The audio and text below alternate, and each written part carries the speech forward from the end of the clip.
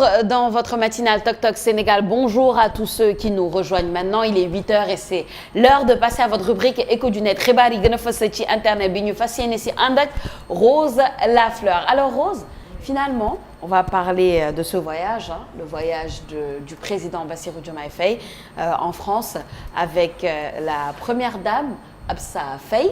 ñenn ñi di ko naan deuxième dame mais on dit première dame, elles sont toutes les deux premières dames. Je pense que loolu moo ëpp kii moo gën. Ils sont arrivés hier foofu ci Paris pour un voyage et il y a eu beaucoup de commentaires.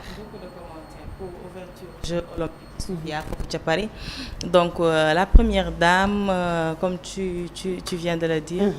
On va dire première dame, elles sont toutes les deux premières dames. Ouais. Donc mu egg foofu ak borom këram, on a vu les photos circuler et les gens se sont mis à parler ci li nga xamante ni mooy sac à main bi mu teewoon.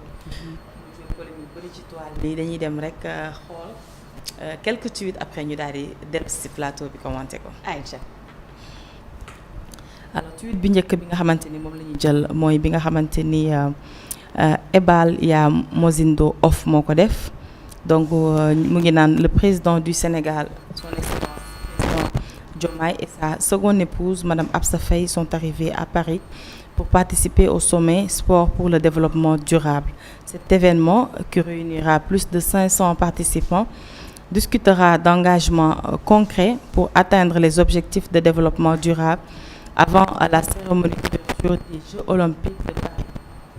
Ki nga xamante ni mooy sagacité moom li mu wax mooy le prix du sac de notre deuxième dame est de 2888 euros, à peu près 1,877 200 francs. Nguur daka neex. Ibrahima Ba moom li mu wax mooy même pas 2 millions. Non mais Absa Faye war na dem Louis Vuitton wala Céline. ñu jox ko sac 25 millions quand même, elle mérite plus. 1,8 million c'est trop petit pour une femme aussi élégante et qui détient tous les privilèges.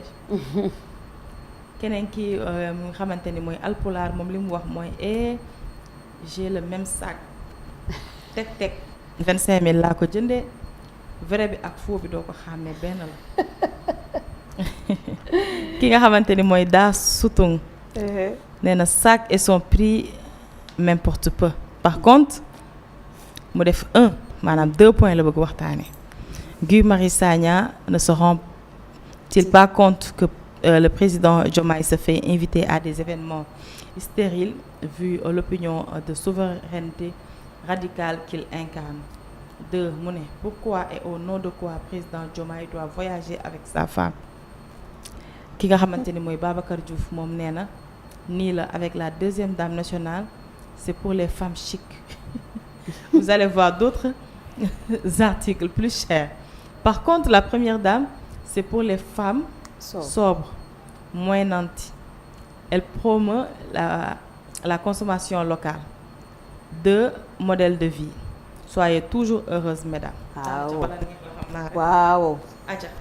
Angota moom nee na la femme du dictateur ci yàlla sortant Macky Sall waxuma ko de. Angota moo ko wax. Elle avait des sacs de 5 000 à 10 000 euros franchement. Kader Diakhaté moom li mu wax mooy et alors n'oubliez pas de mentionner qu'elle vivait et travaillait en France comme cadre avant d'être première dame. Donc elle peut bien se l'offrir. D'autre part, son mari dispose aujourd'hui de moyens licites pour lui en offrir. Rien ne sera comparable au régime Faye Sall ñi moom ay sànnikatu xeer la. Lii mooy commentaire yi nga xamante ni sélectionné nañ ko ci réseau yi. Donc sac amee bi mu tee jur polémique mais ni ko benn internaute waxee rek saag yi des fois par série la. Donc y a les vrais, y a les moins vrais contrefaçon ni ñu koy xatee première copie qui sont un peu chers aussi. Après y a yeneen yoo xamante ni dañ koy reprendre et des fois vraiment y a pas de différence comme on dit su dul da nga ko téye pour xam qualité bi ak tijji ko suñ ko téye ni mënoo xam. Donc kenn mënul confirmer ne bii la téye wala bële la téye. L'essentiel sac bi jur na polémique bëri ci réseaux sociaux yi mais ñu bañ a fàtte ni que elle est première dame. c'est pas n'importe qui hein. Madame Assa Faye c'est pas n'importe qui, c'est la première dame. C'est la première dame. Non mais tu sais Rose man daal je suis allergique à la dictature de la pensée unique ñëpp topp benn pensée naan nii la ñu war a defee première dame nii la war a defee président nii la war a defee je suis pas d'accord avec ça et j'aime beaucoup le dernier tweet qui revient sur la vie même de notre maintenant première dame madame Absa Faye qui parle du fait qu'elle était cadre avant elle travaillait avant sac bi da ngeen am preuve ni léegi la ko jënd da ngeen am preuve fan la ko jëndee naka la ko jëndee et cetera en fait les Sénégalais aiment beaucoup le jugement oui l'apparence c'est important man maa fi toogoon sax quand notre autre première dame était habillée tout en consommé local on a apprécié et c'est très bien c'est une bonne chose est-ce que ça veut dire que tous les jours elle est obligée de s'habiller en consommé local non consommé local ça daa yombatul yow Sophia va voir les créateurs là les designers là. Va voir nos montres qu'on porte à longueur de journée je tairai les marques am na benn marque Sénégal sac pour ne pas faire de publicité oui moo gën a cher sac Afrique de l'Ouest. man bëggoon naa dugg naa ci benn magasin une marque sénégalaise que j'aime beaucoup man collection de montres am sax la bëgg a def noonu ils vendent les montres les plus populaires suivez mon regard vous savez de qui je parle. Il n'y a pas de suivre mon regard bàyyi leen seen publicité. non quelle publicité wu fii. parce que waxuñu tout mais je suis rentrée xam nga ils ont commencé à faire des beaux sacs depuis un moment de très beaux sacs ma bëgg a jël sac bi ñu wax ma prix bi ma génn ndànk boutique bi ma ne baax na peut-être un autre jour je pense qu'on a un problème de son mais. Peut-être un autre jour, mais tout ça pour dire que consommer local, c'est très bien. On aime voir la publicité parce qu'on sait que de belles choses se font au Sénégal. Mais c'est pas parce qu'aujourd'hui, je porte une marque sénégalaise que j'ai pas le droit de porter une marque étrangère un autre jour. Pour moi, le style et la beauté n'ont pas d'origine, n'ont pas d'odeur, n'ont pas de... Voilà, ku nekk ak li nga sentir.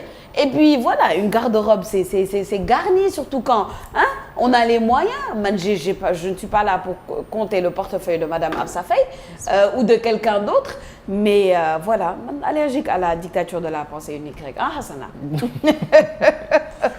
Peut-être tu as une autre vision, tu as le droit, je sais pas. man moom mbirum mode dama cee amul xam-xam gu bëri. Mais bon, elle était très stylée ci li mu sol. Man déjà ça c'est l'appréciation que j'ai à faire. Même si nee nañu kenn du admirer jabaru jàmbur.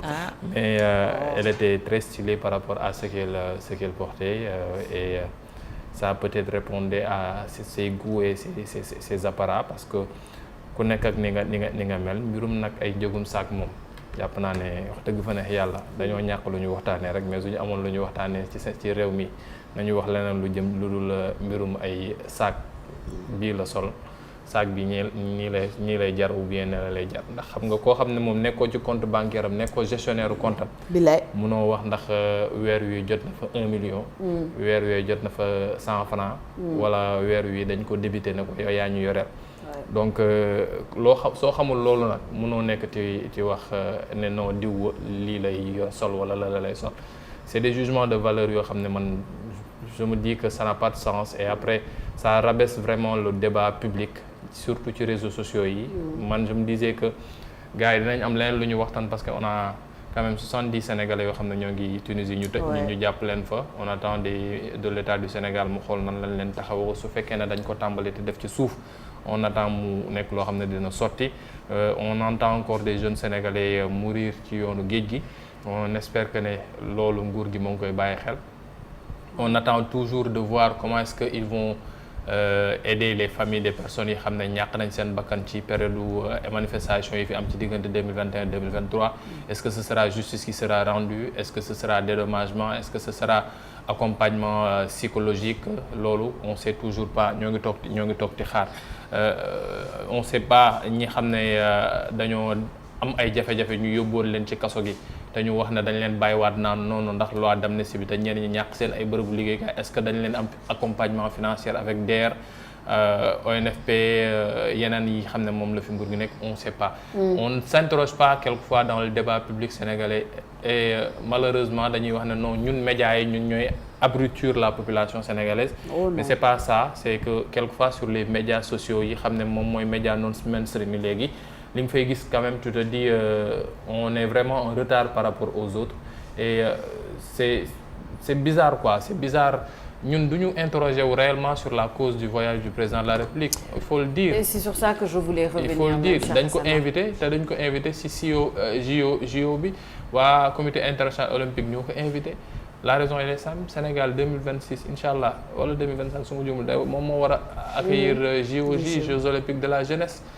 faw ñu waxtaanee ko xool li xam ne moom la ñuy defar travaux yi fu mu toll est-ce que le Sénégal peut donner des garanties réelles par rapport ak organisation bi lan mooy retombées yi xam ne Sénégal mën na ko ci jëlee ci boppam nan la ko waa CIO ti jàppale lan la war a mën a jël ci expérience organisation boobee xam ne waa France ñoo ko war a def ci ren ji yooyu yëpp ce sont des choses yoo xam ne on ne va pas vers ça mais on se limite à des sacs à main man dama moo tax léegi xaaral ma commencé takk njalabaan ti moytu ti sol montre parce que su may ragal sol montre ñu yaakaar ne montre bi ma sol àdduna ak la ci biir lay jar alors que ne. te ànduñu ak yow pour jënd ko. voilà alors que ne yàlla xam nañ ne. c'est ça non quelques précisions c'est ça c'est important Hassana de faire quelques précisions tu sais on est dans un monde où le jugement est facile.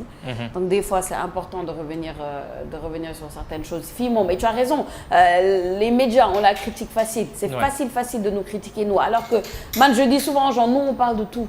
On parle des sujets les plus sérieux ici, on parle d'économie, on parle de politique, on parle de société, on parle de choses des fois qui sont difficiles à décortiquer et pourtant on le fait. Maintenant, le monde est fait d'un tout, hein. C'est important de rappeler certaines choses. Débat c'était difficile parce que c'était difficile même en tant que musulmane et pourtant on en a parlé.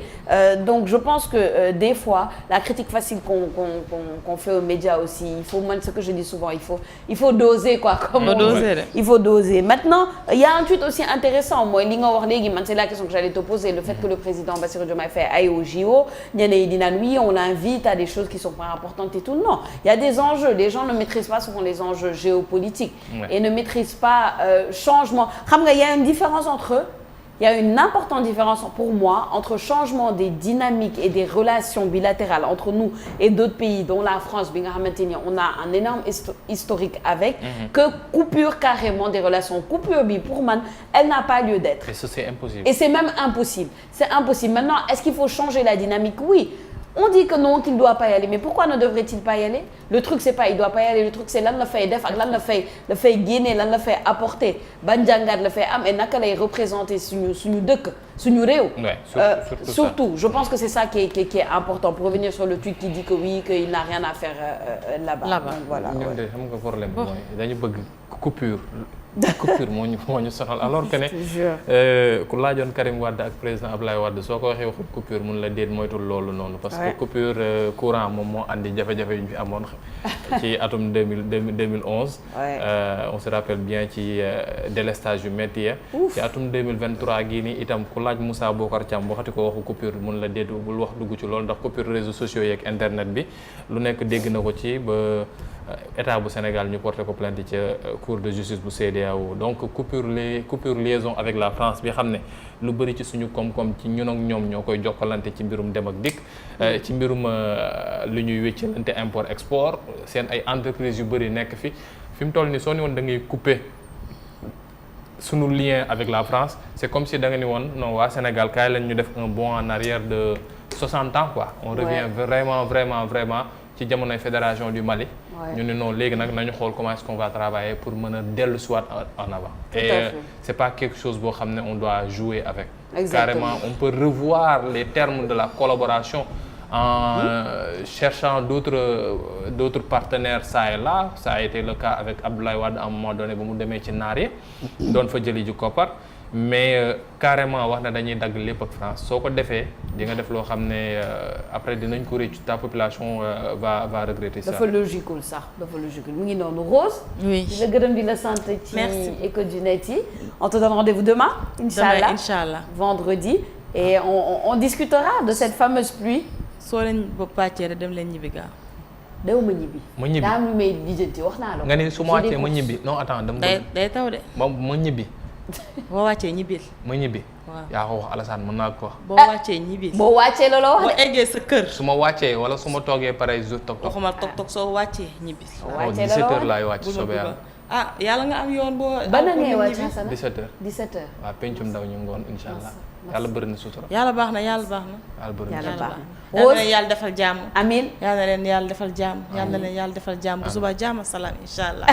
peut-être bu suba jàmm ak salaam incha allah. oui peut-être. bu ma amee yoon bu ma xuus rek. non Rose yow xuusoo yow oto bee lay jël. man xuus ma yow non déedéet. di nga ñëw de Rose bàyyi sa bu soobee yàlla di nga ñëw labo dina la jëli si incha allah dégg nga. Merci beaucoup Rose et à demain. Chers téléspectateurs, on s'en va vers la deuxième partie de votre matinale Tok Tok Sénégal, les informations en wolof avec Chérif Hassana Fall, la revue des titres en wolof et votre rubrique économie. C'est tout de suite, juste après cette